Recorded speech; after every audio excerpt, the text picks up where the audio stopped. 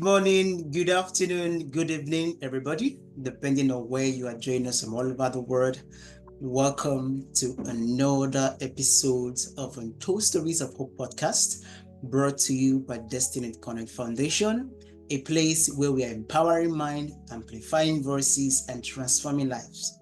And we believe that each and every one of us has a story to inspire, to motivate, and to encourage everyone out there in the world. And I am your host today, Zion Enogero. And we have someone so great, so wonderful, someone you would love to meet and hear from, someone who is making an impact, a social impact ambassador, someone who is blazing the trail and setting the examples for others to follow.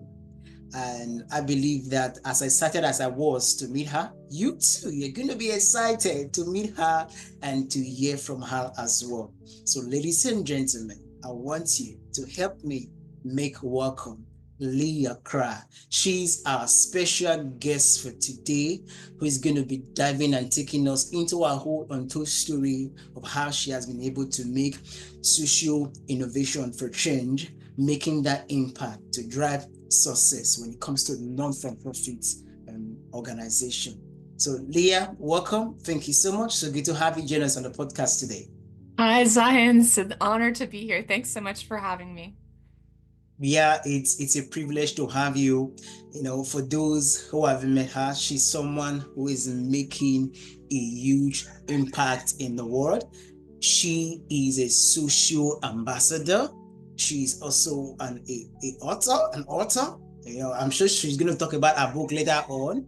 The book she has written, the book that is, inspiring other people out there in the world. She's a public speaker as well. She's a public speaker. And I tell you, from what she's going to be sharing with us today, you're going to be hearing a lot about what she has been doing behind the scene, to make an impact and to make a difference in our world today. So, Leah, I want to say a big welcome to you once again. And thank you for joining us on stage. Oh, thanks so much for having me. This is really exciting to be here. Yes, I'm excited as well. When we talk about social innovation and social impact, there is a whole lot that goes into it. And I know that you have a very peculiar story, a story that when people hear, they're going to be inspired, they're going to be motivated. So, can you take us back to a moment when you first realized that social innovation could create real change in our world? Because a lot of persons believe in change, but not everybody knows how to make a change. But for you, you are making a change through social innovation. So just give us a glimpse of a moment in your life where you actually realize that social innovation can create real change. I think so. I've been out in the workforce for 30 years, and I wasn't always working in social change. The first 10 years, maybe 7 to 10 years of my life, I was in the business world, and I was working in. I was learning engineering and CAD design, and I was also working on quality systems, and I liked it okay, but I felt like something was missing. Something in my heart was drawing me away, but I really didn't know where I would end up going. But I decided, my husband and I decided that we would sign up for an experience overseas in the U.S. Peace Corps. And if you're familiar with the Peace Corps, you live in a community for 2 years in another country, and that was really life-changing. We ended up living in Jamaica for 2 years, and it was just, on the one hand, seeing extreme poverty was a real shock. There's poverty unlike anything I'd seen in the U.S. before. People, building their own homes by hand, hurricanes sweeping away entire neighborhoods, children, uh, uh, climbing in garbage to get cans for pennies just to survive. I had never seen anything like that Wow. before. But I also saw nonprofit heroes, people really like working in the community, doing beautiful things, working so hard to make things better. And so that was the point where I realized I want to change my career path to work in social impact. It's just too important not to be a part of this. And I was hoping I could find some way to take the wonderful things I learned from the business world and translate it and use that, knowledge of great business practices to help the nonprofit world. And that's what I set out to do. And that's where my path sort of changed. Wow, thank you so much. That's amazing. Now it shows how passionate you are. Why? Because you have seen these things firsthand. Having to see people having struggles in the society. For some, it can just be poor weather condition, people living in flooded areas, people living in places where they don't have access to good water, good road, good food, and having to experience something like that, it's something that really drives through passion and impact for what you do. So I want to say a very big thank you. There are other persons who might have seen situations like that, but they won't blink an eye. But for you, you saw it. You didn't just ignore it, but that moved you to go deeper into it to make a real impact, because you know that every little thing you do, no matter how small it is, it has the power to make a difference in people's lives. So thank you so much. We really, really appreciate your dedication, to making sure that people are impacted, their life is transformed by the amazing work that you are doing. From your experience, we made to know that you have dedicated your time and your resources to supporting not the success of not-for-profit. Can you also share with us, because today is all about sharing your thought stories. It's all about telling those impactful stories of how our life really were really transformed by what we are doing right now. So can you also share with us an experience or a turning point that made you dedicate your life to the not-for-profit success? Since you are into not-for-profit, you have looked into the social impact. Now you want to go into not-for-profit as much. So share with us an experience that was a turning point for you. Yeah, I would say so. Thinking back, so this was 20 years ago, but when I was Yeah. in the Peace Corps, sometimes you don't know where you're going to be assigned. It could be anywhere in the country where they need help. And so I was assigned to this teachers college run by these wonderful Franciscan nuns. And they just impressed me to no end. So I was teaching computer literacy and I lived on Wow. campus. And it was in a very dangerous neighborhood. You would hear gunshots at night. Uh, because of security, a lot of the students were young women who wanted to be teachers. And so they had these 10-foot walls, around the campus and to protect the students in this dangerous neighborhood. And even at night, they would release security dogs to roam the grounds to keep, because for safety reasons. So it was this very dangerous place. And these Franciscan nuns created, I mean, despite all this hardship and poverty, they created this beautiful campus. They had such good instruction and they worked so hard, for these students. And it was just a beautiful experience. And it moved me, their generosity, just the sacrifice and how hard they worked. And they were fun. Like they were just these heroic, feisty, smart, and that moved me so much. And I still think about that 20 years later. And that's really how I see nonprofit heroes. Most people running nonprofits or volunteers or donors have that same beautiful spirit of generosity. And after seeing that, I just knew there was no going back. I wanted to be part of that. Wow, amazing. Truly, people inspire people to take action. And seeing the passion in their heart of making those such impact really drives you. And that's what humanity is all about. And like I said earlier, there are people who will still see the impact that others are making and they will not be moved. And for you to be moved shows how good in your heart is, shows how pure your heart is, shows how much you want to make an real impact. And want to say a very big thank you to you, because we know for everything you are doing, lives have been transformed. People have been impacted. People are giving hope. People are giving faith to keep living. Because we live in a world where people are giving up already because their situations are not changing, things are getting worse. But having people like you to step in to say, you know what, for this, I'm going to make an impact. I'm going to make a difference here. It's truly changing the world one person at a time. So I want to say a big thank you.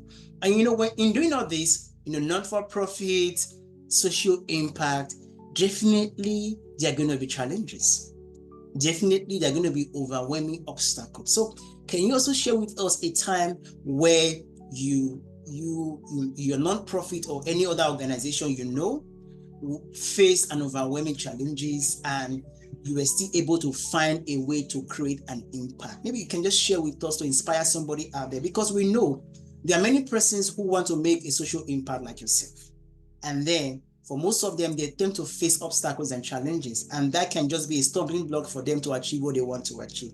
So your story Yes. today can be able to inspire people like that as well. Yes, yeah, I'm really glad to be here, and I love that question.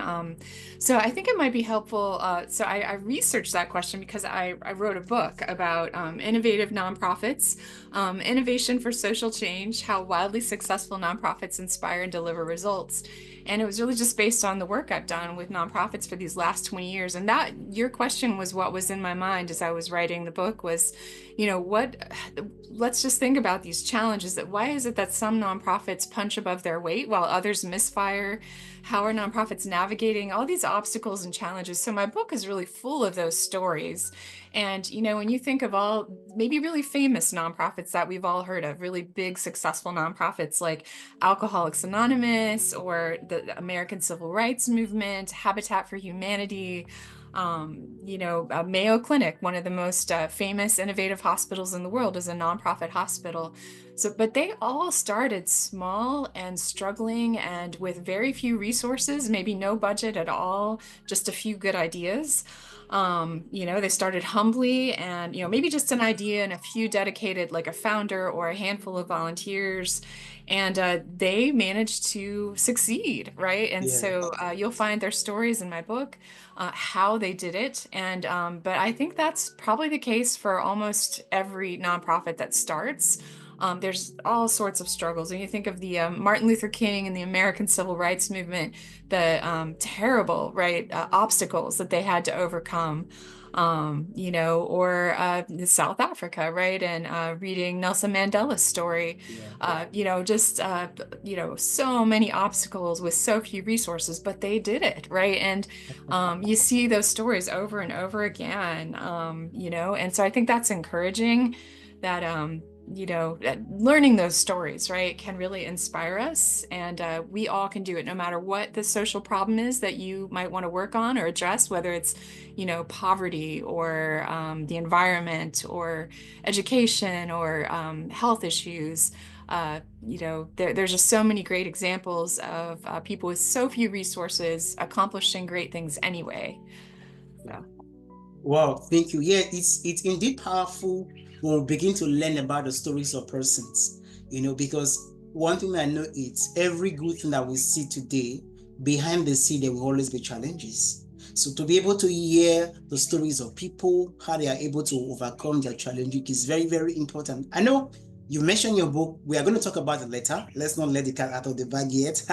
We'll give you more time to talk about your book so that more persons can get to read it, because we know that there's so much you have put in that book that when persons get to read it, they're going to be inspired, they are going to be motivated. So thank you so much for that response about remembering the stories of persons who have been in this position, who are on the place to make a social impact. Yes, challenges will always come, but how those people went through their challenges also gave you faith to keep going in the midst of all the challenges you had to go through. So thank you so much, Leah. We appreciate you for that. When it comes to social impact, especially in the world that we live in today, technology plays a major role. Technology plays a major role in advancing the kind of impact that we are making. So can you share with us what role has technology and digital transformation, play in modern social innovations? Yeah, I like to. So my expertise is really in social change innovation. And when people hear that word innovation, I think their minds automatically go to technology, or they'll think of a really cool invention that we all like the iPad. And that's important. But I think innovation can happen in many different ways in the nonprofit sector. So when I think of what is innovation, I think of it just means finding new and better ways of doing things. And so the technology sector is very, very good at that. But if you ask a lot of nonprofit leaders or social change leaders if they're innovative, they'll probably say, "Oh, I don't think of myself that way," and that's wrong. I would really like to argue with that, because nonprofit leaders are finding new and better ways of doing things all the time, whether they realize it or not. Absolutely. Um, And so I think of big examples and small examples. Like big examples of social impact might be in the United States, the creation of the 911 emergency phone system. If you're sick Yeah, or have an emergency right now, you just pick up the phone and dial 911 and they connect you very quickly, right, to maybe an ambulance. But that didn't always exist. That came about because true. of the philanthropy and nonprofits and first responders coming together to figure that out. And it became a nationwide innovation involving technology. So Yeah, that's a big one. Or think of the things that the X Prize Foundation works on, or even the American Civil Rights Movement is a really big example of social change nationwide. Sometimes they're inventions, like nonprofits come up with inventions. Like World Reader is a nonprofit that created, they work on literacy for children, and through a lot of their story is really interesting, but through a lot of innovation and experimentation, they came up for an app on your phone that's really increased child literacy around the world. Um, and but then their small innovation matters too. Let's say that you're at a nonprofit and you work at the front desk and your people are coming in and filling in paperwork, and maybe you just have the idea to change to an iPad or a tablet to take in that information. That's a really small, humble change, but you just saved your organization time and money that can now be put to better use elsewhere. So to me, innovation it can be technology, but it can also just be a simple process improvement. It's all about finding new and better ways of doing things. And things are changing so quickly, with AI and the world is just it's changing more rapidly than we can even keep up. It's exciting. yeah, it's an exciting times ahead. Thank you so much for that. When it comes to technology trend, it can be small, it can be big. But for the fact is making you more efficient and effective in performing your duty as a non-for-profit, that's what really matters. So it doesn't matter how big the technology or data transformation is, it doesn't matter how small, but for the fact is making an impact and making a difference in your work, that's what that really matters. Yes, if you are just joining us, this is Untold Stories of Hope podcast brought to you by Destiny Connect Foundation. And I'm your host today, Zion Inogeru. You can follow us on LinkedIn, on Facebook, on YouTube to watch various episodes, of this podcast. And today we have the amazing Leah with us as she talks about, social innovations in making a positive impact in our world.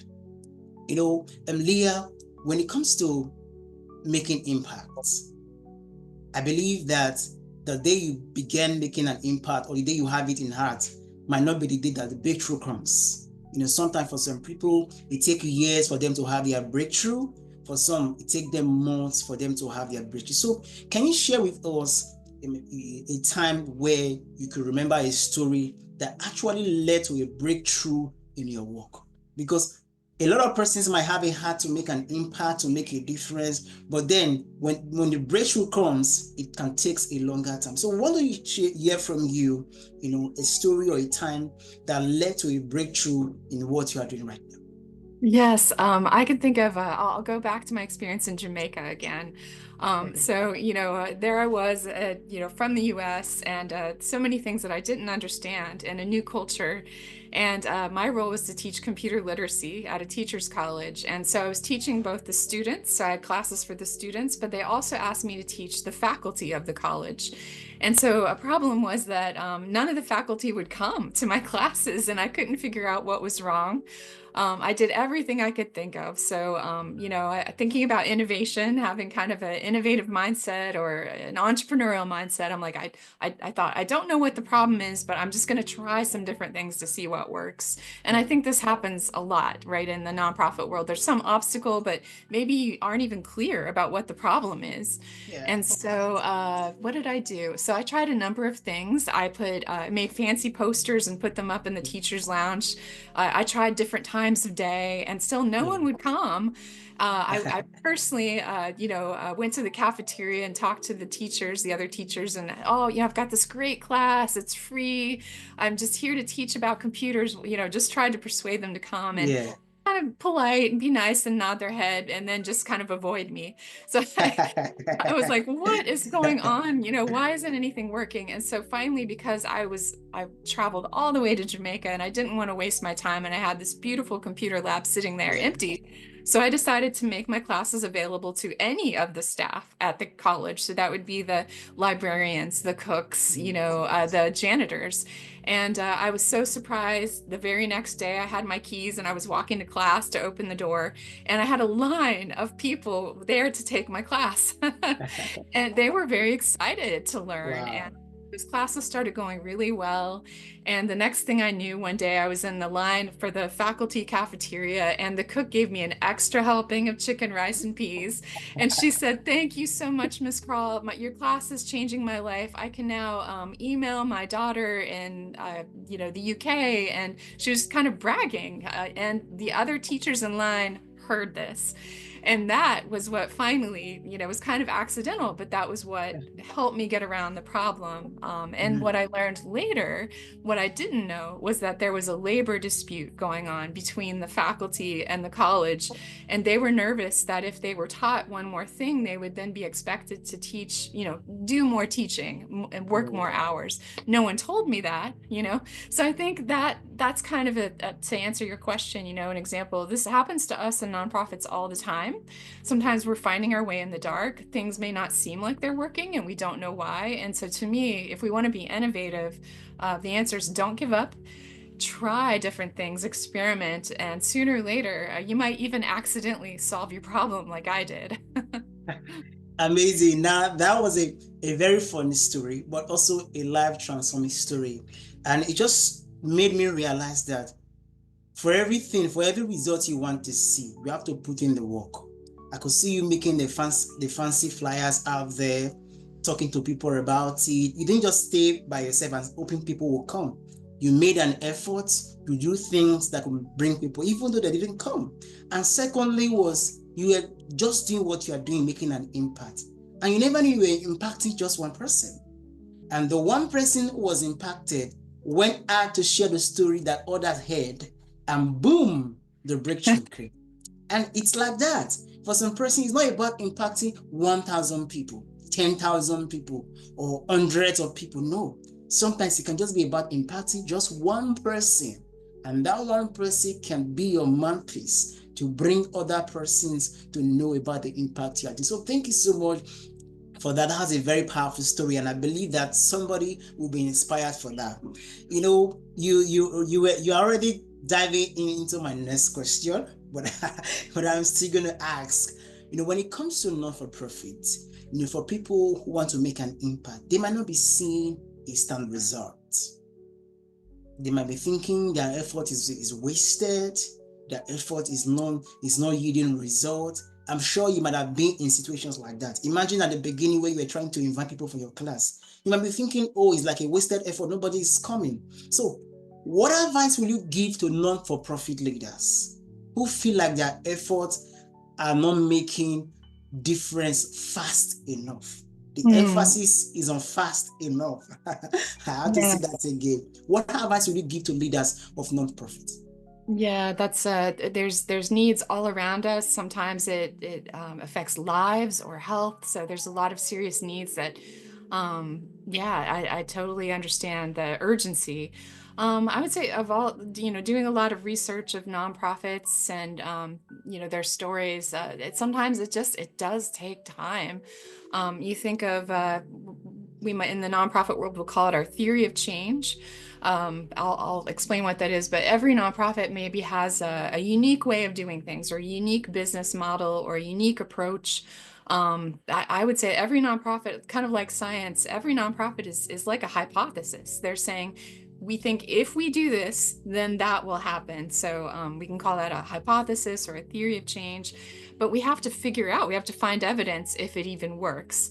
And so I would, in my research for my book, I would see that over and over again. A great example of that, Alcoholics Anonymous. I don't want to, I could spend an hour talking about them, but I'll give you the short version. But, they're around the world, they're global now, but Yeah. they started really small. They really started with just two people, two men. I think this was in the 1940s. But alcoholism, terrible problem, and no one knew what to do about it. There were really no good solutions. One was a businessman from New York City. He was a traveling salesman. And the other was a doctor in Ohio.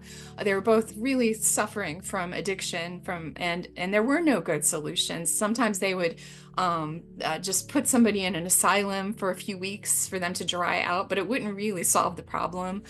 Sometimes they even did lobotomies of Yeah. people. Of course, so these two alcoholics ended up just the businessman from New York was on a business trip in Ohio.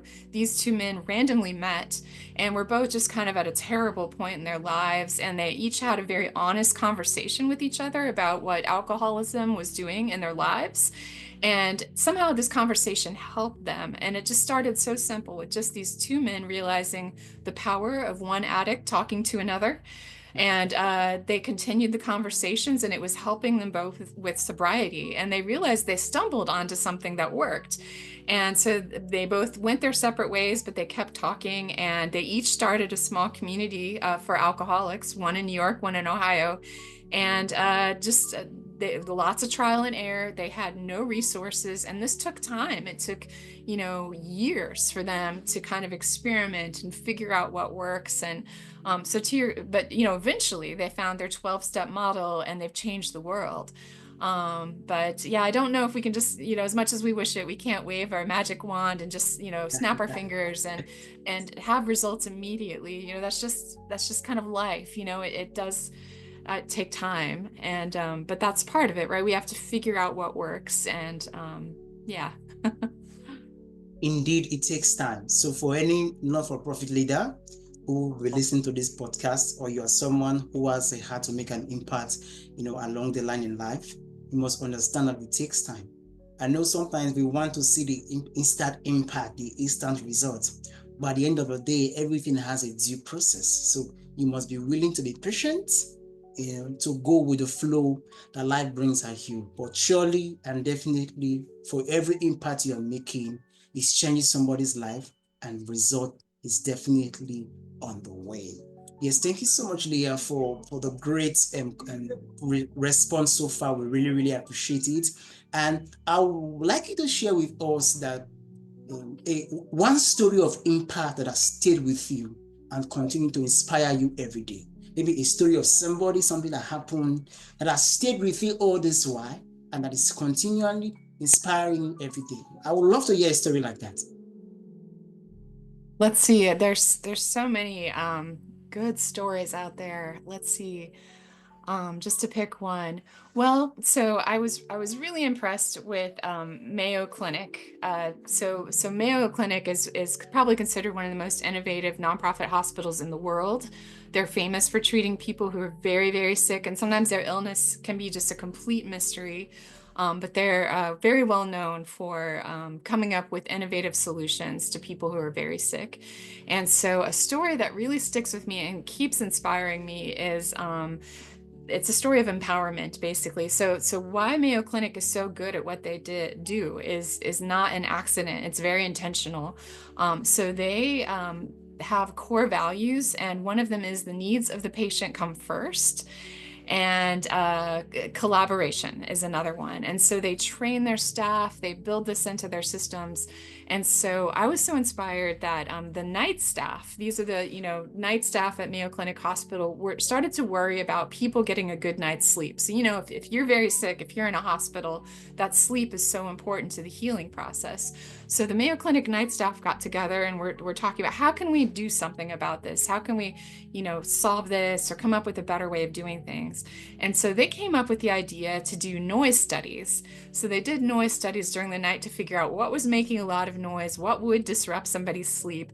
And through that, they came up with quieter wheels on the food carts, lower decibels on the overhead paging, and a number of other really great things. So to me, that's an organization that's doing everything right. These weren't was not the CEO, right? This was the night staff coming up, and they were empowered, to solve problems at their organization. And I that sticks with me. They're coming up with something better that affects people's lives, and I think they're a great model that we can learn from. For how to do things right in an organization, because as we know, like there's so many obstacles that get in the way. If you work somewhere, you may or may not have a culture of innovation. If you've got good ideas, but what can you do with those good ideas? So I think Mayo Clinic is just a fantastic story of doing things right. Well, that's so powerful. Now, one thing I got from the story is being a person of impact or to be creative is not a function of your position. It's not a function of the title. So imagine a night worker bringing the innovation that caused the transformation that they wanted to have. So anybody, doesn't matter who you are, where you're from, the title you are holding right now, we all have the power to make an impact. We all have the power to make a difference. So it's all about having a heart and willing to go all out to make sure that the vision you have in your heart is out there making a difference in the world. So thank you so much for that great story. I think that has inspired me as well. And noise study, I was like, wow, what's that? That's new. That's a new one. That's beautiful. And this is how we can make an impact. For me, I always say there's no impact too small not to make a difference in people's life. So no matter how small you might think it is, there's somebody out there who might just be waiting to get touched by that little thing we think is small, but it can make a huge difference and become a catalyst for people to keep living life and finding hope. And there are a lot of people in the world who want to make an impact, who want to make a difference. They are either already in the process or they are thinking about it, because when you see people going through so much suffering in the world, we are moved. You are being drawn to make a difference. But for some persons, they might not have the resources, they might not have the means to make a difference like that. So if you could give one message to inspiring change makers and social entrepreneurs who want to make an impact, what would that be? Let's see. I think of so the last part of my book, I talk about how to bring your own personal innovation A game. And I did research on, people who were great examples of this. So you think of Mother Teresa, or someone like Fred Rogers, who created a children's television show in the U.S. For educating children. Most people know they were powerhouses, right? They're famous. We know about them today.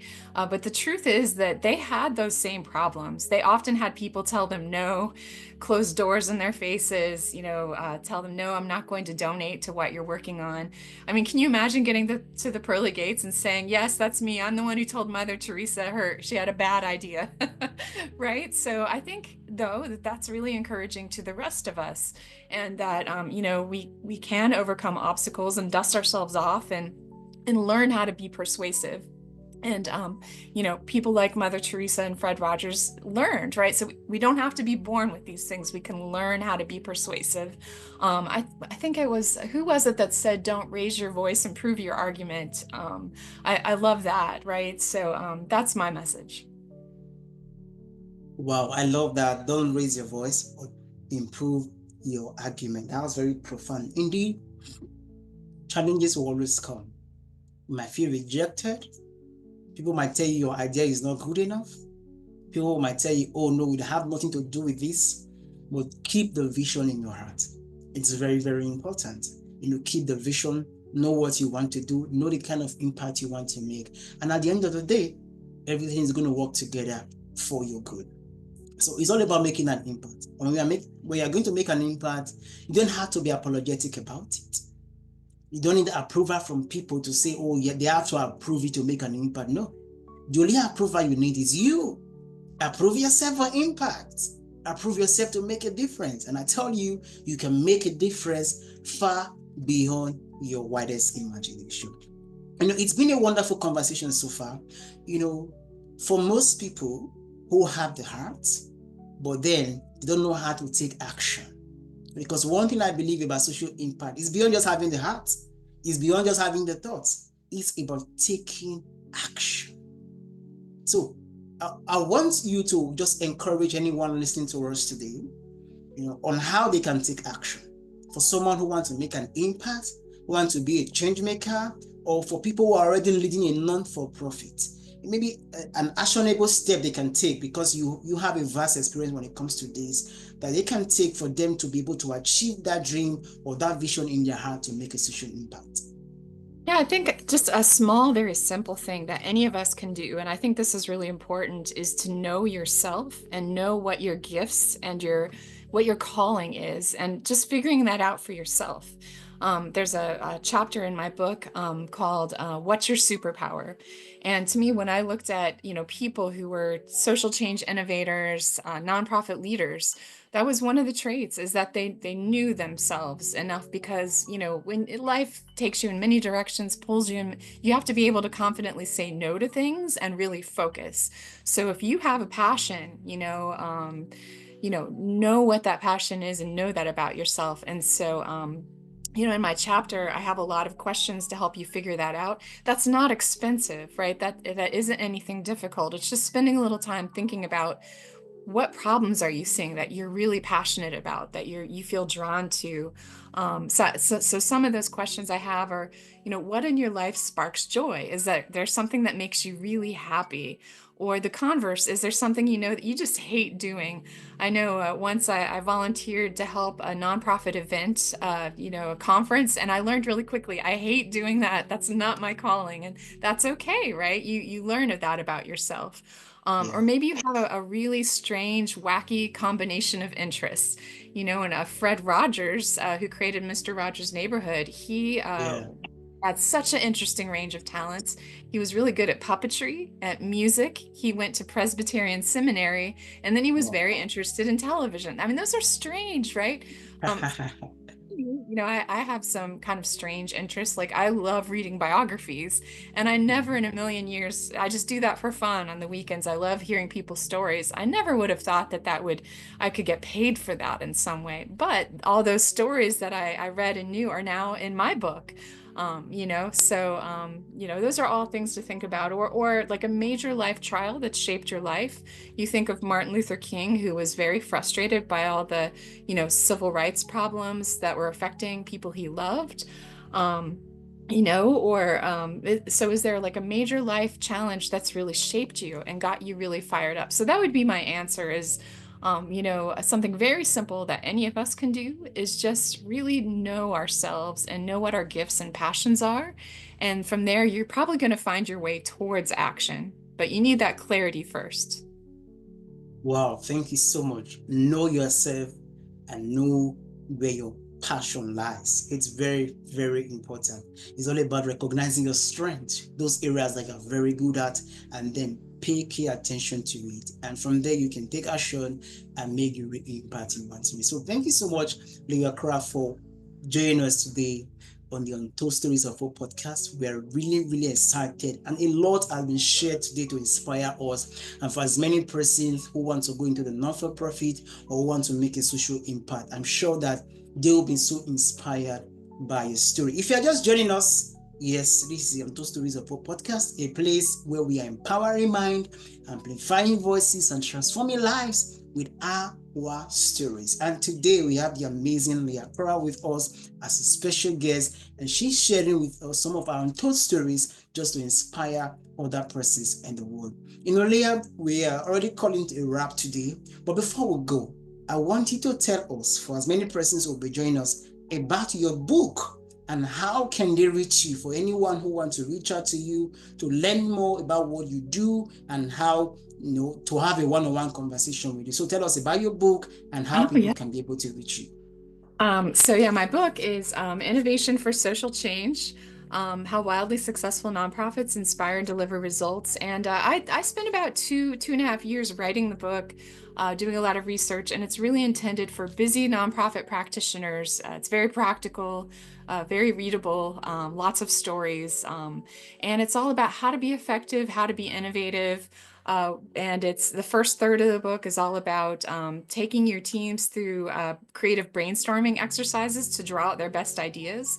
The middle part of the book is all about kind of processes and systems. How do you create a nonprofit workplace that sparks everyday innovation, whether it's workplace culture or how we measure success? And then the last part of the book is, how to bring your own personal innovation A game. And it was just a pleasure and joy to do that research and talk to folks and get their stories.